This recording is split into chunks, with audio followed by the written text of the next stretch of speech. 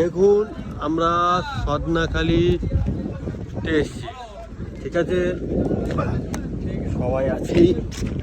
এই হচ্ছে গেট।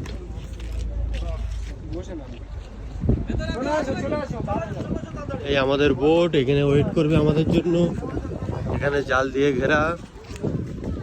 এই হচ্ছে সদনাখালি। এখানে আমাদের ফারুক ভাই অ্যাটম বোম বানাবার ওস্তাদ। এই আমাদের এখানে পাস করাবে। বলে দেবে মন্দিরটা দেখুন দেখুন। দাদা খুব ব্যস্ত, দেখতেই পাচ্ছেন।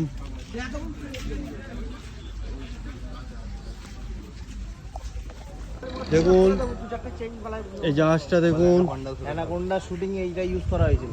এই হ্যাঁ, একবার বলো। আমি রাইট, অ্যানাকোন্ডা শুটিং এ এটা ইউজ করা হয়েছিল। অ্যানাকোন্ডা যে মুভি আছে সেই মুভিতে এই জাহাজটাই শুটিং হয়েছিল। এই অ্যানাকোন্ডা হিরো এখানে রয়েছে। হ্যাঁ, যে কুড়ুল মারে যে দেখুন, মাথায়। হ্যাঁ। হ্যাঁ, মাথার বল বেঁধে দাও। খালি গায়ে চলুন আরো দেখাবো আপনাদের, ঠিক আছে। আর এখানে খুব বানর আছে, আমাদের পাগনানের জামাই টাটা দিচ্ছে। এই জায়গাগুলো যে দেখছেন, এইগুলোতে বাঘ আসে, হরিণও থাকে, ঠিক আছে। জাল দিয়ে ঘেরা আছে দেখছেন। বাঘ চাইলেও অবশ্যই জাল টপকে চলে আসতে পারে। দেখুন যেই বলো এই এই দুটো রুট বানানো হয়েছে বাঘ যাতায়াতের জন্য, হ্যাঁ। সুবিধার লেগে, যাতে লোক দেখা পায়। এই যে দেখছেন, এই যে মিষ্টি জলটা আছে, এখানে বাঘ হরিণ জল খেতে আসে। আর এইগুলো জঙ্গল কেটে জায়গাগুলো করা হয়েছে, কারণ এখানে হরিণ বাঘ একদম কম্পালসারি।